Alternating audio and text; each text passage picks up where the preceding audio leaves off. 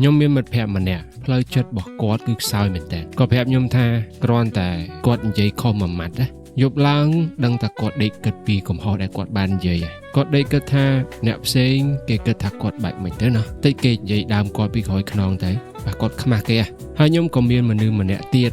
បាទហៅថាបងប្រុសក៏ត្រូវហៅថាលោកគ្រូក៏ត្រូវគាត់នេះមហាសែនសាច់កម្មជីវិតគាត់ពិបាកតាំងពីក្មេងស្រុកស្រែមករស់នៅទីក្រុងដោយសារតែបានគុណបុណ្យគ្រូគាត់ជួយសាលារៀនក៏មិនដឹងថាណាណីដែរតែផ្លូវចិត្តរបស់គាត់ល្អមែនទែន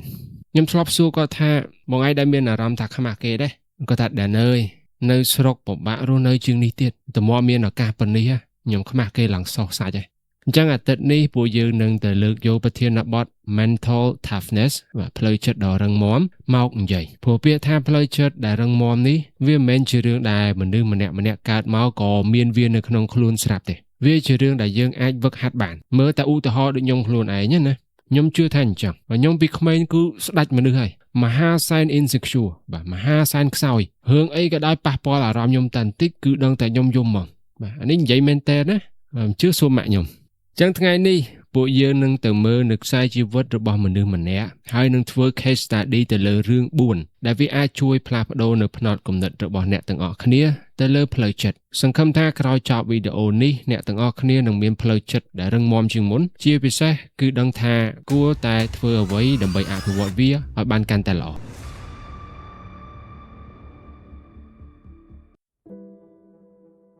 ក្មេងប្រុសម្នាក់គាត់ជាមនុស្សដែលចង់បានការទទួលស្គាល់តាំងពីក្មេងគាត់ចង់ឲ្យគេដឹងថាគាត់ពូកែចង់បានការសរសើរចង់ឲ្យគេមើលឃើញថាគាត់គឺជាមនុស្សដែលល្អឥតខ្ចោះគាត់ធ្លាប់សម័យថាបង្កើតនៅប្រភពចំណូលជាច្រើនខ្លាយជាអ្នកមានហើយមានចំណេះដឹងពូកែរៀនចប់ពីសាកលវិទ្យាល័យក្តីសម័យរបស់គាត់នៅតែមិនអាចកើតឡើងបានដោយសារតែគាត់គ្មានបទពិសោធន៍គាត់អត់ហ៊ានគាត់ខ្លាចគេគម្រោងជាច្រើនដែលបានសរសេរមិនដែលចេញជារូបរាងទេគាត់ខ្មាស់គេព្រោះនិយាយហើយធ្វើអត់ដែរបានមិត្តភក្តិគាត់សើចគាត់គ្រួសារគាត់ប្រាប់ថាឲ្យទៅរកការងារធ្វើវិញទៅគ្រប់បញ្ហាទាំងអស់វាដូចជាផុសតាងបង្ហាញថាគាត់ជាមនុស្សដែលមិនបានការគាត់បាក់ទឹកចិត្តគាត់ចាប់ផ្ដើមសង្ស័យខ្លួនឯងរហូតដល់ថ្ងៃមួយគាត់បានជួបនៅមនុស្សម្នាក់ដែលមើលទៅគឺរឹងមាំពួកគាត់ក៏មានឱកាសបានស្គាល់គ្នាហើយសំណួរមួយដែលតែងតែដកជាប់នៅក្នុងខួរក្បាលរបស់ក្មេងប្រុសម្នាក់នោះគឺហេតុអ្វីបានជាបងម្នាក់ហ្នឹងមាននៅផ្លូវចិត្តរឹងមាំម្ល៉េះវាមានអារម្មណ៍ថាពិភពលោកនេះគ្មានអ្វីដែលជាប់ជំពាក់នឹងគាត់សោះ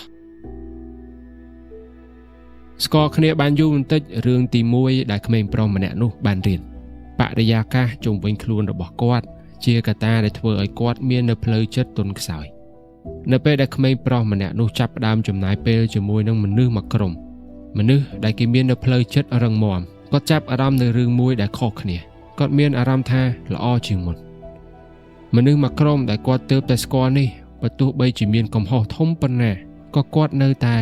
ទទួលយកកំហុសនោះហើយមិនដែលទម្លាក់កំហុសទៅលើស្ថានភាពឬក៏បុគ្គលម្នាក់ណាទេគាត់ដោះស្រាយវាទោះបីជាពេលខ្លះមិនមែនជាកំហុសរបស់ពួកគាត់ក៏ដោយវាធ្វើឲ្យក្មេងប្រុសម្នាក់នោះមានអារម្មណ៍ថាកំហុសដូចមិនគួរឲ្យខ្លាចដូចជាអ្វីមនុស្សជុំវិញខ្លួនគាត់ពីមុនគិតទេគាត់ធ្លាប់តែនៅបរិយាកាសដែលមានតែការច្រណែនមានតែការបន្តគ្នាទៅវិញទៅមកមានតែមនុស្សដែលរអ៊ូ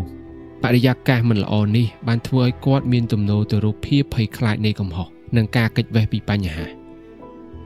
បាក់សាច់រឿងជាងសិនលោក Jim Rohn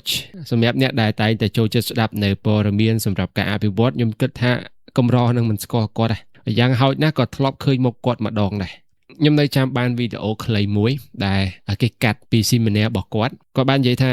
you are the average of 5 people you spend the most time with បកប្រែជាខ្មែរស្រួលស្ដាប់គឺមានន័យថាពួកយើងនឹងក្លាយទៅជាមនុស្សដែលមានន័យចរិតដូចមនុស្ស5នាក់ដែលយើងចំណាយពេលជាមួយច្រើនបំផុតហើយអ្នកទាំងអស់គ្នាត្រូវតែជឿរឿងហ្នឹងហើយសម្រាប់ខ្ញុំគឺខ្ញុំជឿរឿងហ្នឹងខ្លាំងមែនតើការនៅក្បែរមនុស្សគឺវាជះឥទ្ធិពលមកដល់យើងមែនទែនបាទដូចចាស់គាត់ថាដើរជាមួយពីលคล้ายទៅជាពីលអញ្ចឹងស្រួលទេបើចង់អភិវឌ្ឍផ្លូវចិត្តខ្លួនឯងឲ្យរឹងមាំរឿងទី1គឺបរិយាកាសជុំវិញខ្លួនរបស់យើងពួកយើងគួរតែ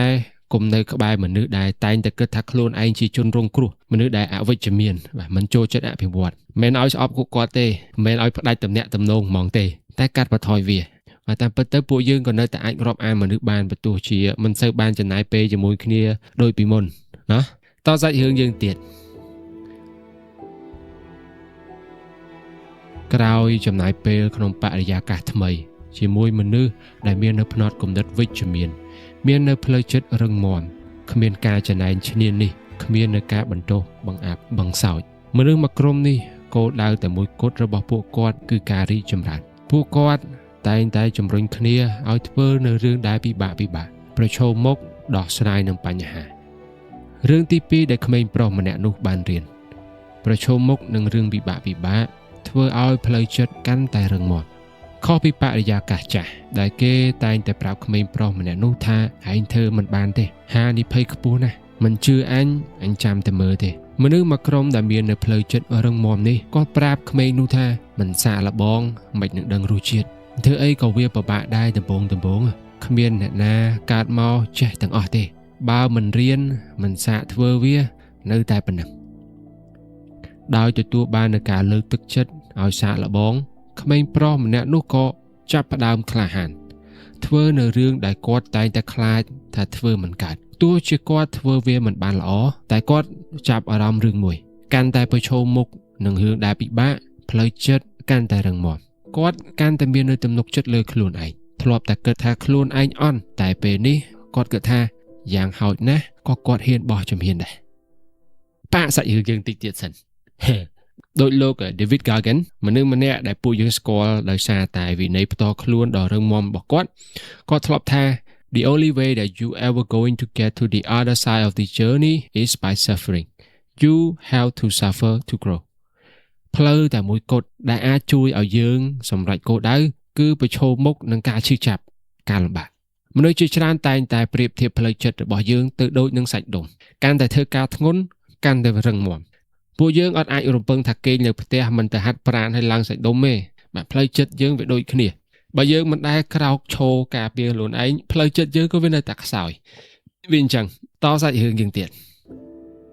ជាច្រើនខែកន្លងផុតទៅក្មេងប្រុសម្នាក់ដែលតែងតែមាននៅផ្លូវចិត្តទន់ខ្សោយគាត់ចាប់ផ្ដើមមានអារម្មណ៍ថាគាត់មិនសូវខ្លាចដូចពីមុនទេគាត់អាចចាប់ផ្ដើមការងារបានគាត់ហ៊ាននិយាយហ៊ានធ្វើប៉ុន្តែសម្ដីរបស់មនុស្សនៅតែធ្វើឲ្យគាត់ខ្លាចថ្ងៃខ្លះការរិះគន់របស់អ្នកដទៃធ្វើឲ្យគាត់នេះគិតពីព្រឹកដល់យប់រឿងទី3ដែលក្មេងប្រុសនោះបានរៀនល្អ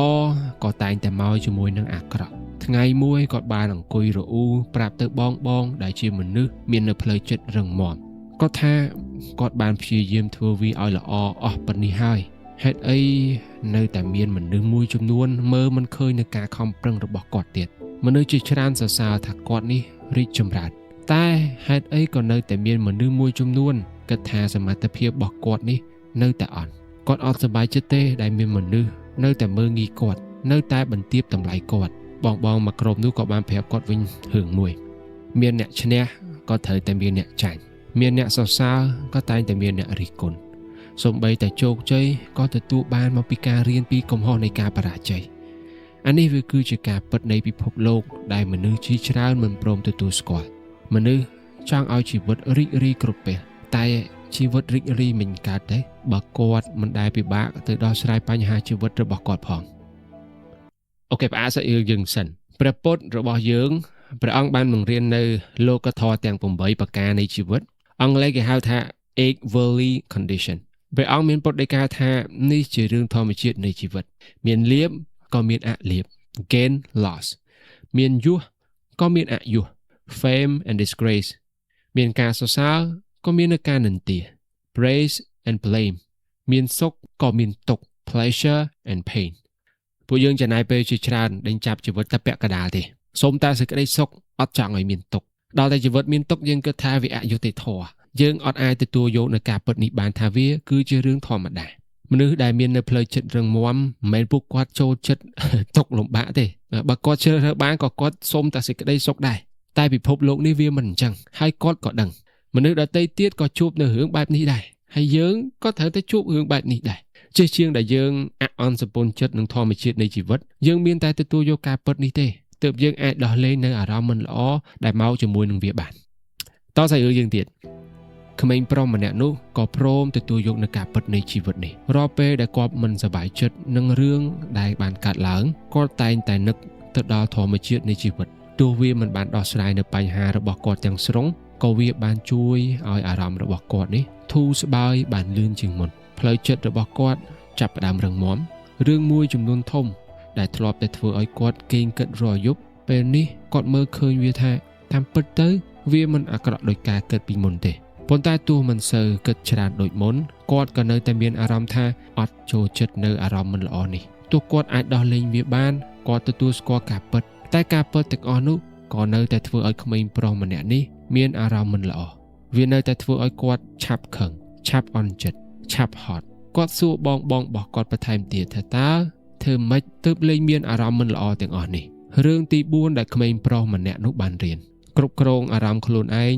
ទើបអារម្មណ៍មិនគ្រប់គ្រងយើងមនុស្សដែលមានផ្លូវចិត្តរឹងមាំមកក្រុមនោះបានប្រាប់ក្មេងប្រុសម្នាក់នោះថាឃើញពួកបងមិនប្រតិកម្មនឹងរឿងមិនល្អមិនមែនមានន័យថាពួកបងគ្មានអារម្មណ៍ថាឈឺចាប់នឹងវាទេពួកបងក៏នៅតែមានអារម្មណ៍មិនល្អគ្រាន់តែអារម្មណ៍ទាំងអស់នោះវាមិនបានគ្រប់គ្រងពួកបងវាមិនបានធ្វើឲ្យពួកបងឆាប់ខឹងវាមិនបានធ្វើឲ្យពួកបងឆាប់អន់ចិត្តរាល់ពេលដែលមាននៅអារម្មណ៍មិនល្អពួកគាត់តែងតែអង្គុយជាមួយនឹងអារម្មណ៍ទាំងអស់នោះហើយព្យាយាមយល់ពីអារម្មណ៍ខ្លួនឯងថាហេតុអីបានជាអញ្ចឹងពួកគាត់តែងតែសង្កេតមើលអារម្មណ៍ខ្លួនឯងហើយសួរខ្លួនឯងថាមានអារម្មណ៍បែបនេះមានន័យថាយ៉ាងម៉េចអូខេលើកឧទាហរណ៍ងាយស្រួលយល់ឧទាហរណ៍ថាគាត់មិនសប្បាយចិត្តជាមួយនឹងក្រុមការងាររបស់គាត់ជាងនឹងមានអារម្មណ៍ថាខឹងគាត់សួរខ្លួនឯងថាមិនសប្បាយចិត្តនឹងការងារនេះមានន័យថាយ៉ាងម៉េចក្រុមការងារធ្វើការមិនបានដល់ស្តង់ដារឬក៏យ៉ាងម៉េចបើហេតុអីបានជាពួកគាត់ធ្វើមិនបានដល់ស្តង់ដារមកពីពួកយើងប្រាប់គាត់មិនច្បាស់ឬក៏យ៉ាងម៉េច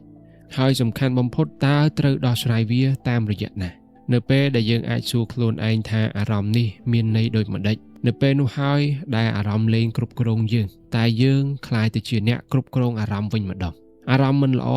លែងក្លាយទៅជារឿងដែលគួរឲ្យខ្លាចតែវាក្លាយទៅជាព័ត៌មានសម្រាប់ឲ្យយើងយកទៅដោះស្រាយនៅបញ្ហាសរុបមកវិញអ្នកទាំងអស់គ្នាយល់ឃើញយ៉ាងណាដែរសម្រាប់សាច់រឿងមួយនេះក្មេងប្រុសម្នាក់បានផ្លាស់ប្ដូរបរិយាកាសជុំវិញខ្លួនរបស់គាត់ពីកន្លែងដែលពោពេញទៅដោយមនុស្សអវិជ្ជមានមកកន្លែងដែលមនុស្សមាននៅផ្លូវចិត្តរឹងមាំមនុស្សមួយក្រុមនោះបានជំរុញឲ្យគាត់ព្យាយាមប្រឈមមុខជាមួយនឹងរឿងពិបាកដោយគិតថាការលំបាកគឺជាអ្នកបង្រៀនមនុស្សហើយពួកគាត់ក៏បានបង្រៀនក្មេងប្រុសម្នាក់នោះពីការពិតនៃពិភពលោកថាមានល្អក៏តែងតែមានអាក្រក់មានសុខក៏ត្រូវតែឆ្លងកាត់ទុក្ខអានេះវាជារឿងធម្មជាតិការពិតនេះវាមិនអាចកែប្រែបានទេហើយយើងក៏គ្មានអំណាចក្នុងការគ្រប់គ្រងវាដែរមានតែទទួលយកវាហើយគ្រប់គ្រងអារម្មណ៍របស់ខ្លួនឯងទើបធ្វើឲ្យផ្លូវចិត្តរបស់យើងរឹងមាំបើសិនជាអ្នកទាំងអស់គ្នាមាននៅមតិអ្វីបន្ថែមអ្នកទាំងអស់គ្នាអាចធ្វើការ comment នៅខាងក្រោមបានតាមពិតទៅផ្លូវចិត្តដែលរឹងមាំមិនមែនមានន័យថាមនុស្សម្នាក់នោះគាត់លែងមាននៅអារម្មណ៍ឈឺចាប់គាត់លែងមាននៅទុក្ខលំបាកទេមនុស្សដែលមាននៅផ្លូវចិត្តរឹងមាំជាមនុស្សដែលគាត់ដឹងពីវិធីច្រើនក្នុងការគ្រប់គ្រងអារម្មណ៍របស់គាត់ដឹងវិធីច្រើនក្នុងការសម្រួលនៅអារម្មណ៍របស់គាត់យើងឃើញតែពីសម្បកក្រៅដល់អញ្ចឹងគិតថាគាត់នេះមិនខ្វល់ពីសម្ដីអ្នកដទៃមិនដែលមានអារម្មណ៍មិនល្អជាមួយនឹងបញ្ហាឃើញគាត់នេះដូចរឹងមាំគ្មានអ្វីអាចប៉ះពាល់ផ្លូវចិត្តគាត់បានតែតាមពិតទៅនៅខាងក្នុងគាត់ក៏នៅតែជាមនុស្សគាត់ក៏នៅតែមានអារម្មណ៍មិនល្អគ្រាន់តែគាត់អាចបន្ធូរអារម្មណ៍របស់គាត់បានលឿនខ្លាំងរហូតដល់ពួកយើងយល់ច្រឡំថាពួកគាត់នេះគ្មានអារម្មណ៍វិធីទាំងអស់នេះមនុស្សម្នាក់គឺមានវារៀងខ្លួនវាមិនមែនបានមកដោយការរៀនរយៈពេលខ្លីទេវាបានមកពីបទពិសោធន៍ជីវិតរបស់ពួកគាត់ដែលបានឆ្លងកាត់ពីមួយថ្ងៃទៅមួយថ្ងៃបានមកពីបទពិសោធន៍ក្នុងការគ្រប់គ្រងអារម្មណ៍របស់ពួកគាត់ម្ដងហើយម្ដងទៀតរហូតคล้ายទៅជាទម្លាប់ហើយទម្លាប់នៃការបន្ធូរអារម្មណ៍ដែលយើងបានរៀនពីជីវិតទាំងអស់នេះហើយក៏คล้ายទៅជាឧបករណ៍ដ៏មុតស្រួចដែលមនុស្សមានផ្លូវចិត្តរឹងមាំពួកគាត់យកវាទៅដោះស្រាយនៅបញ្ហាអារម្មណ៍របស់ពួកគាត់ពីពួកយើងក៏រីកចម្រើនគ្រប់ពេលអរគុណអ្នកទាំងអស់គ្នាសម្រាប់ការតាមដានទស្សនាជួបគ្នានៅក្នុងវីដេអូក្រោយទៀតបាយបាយ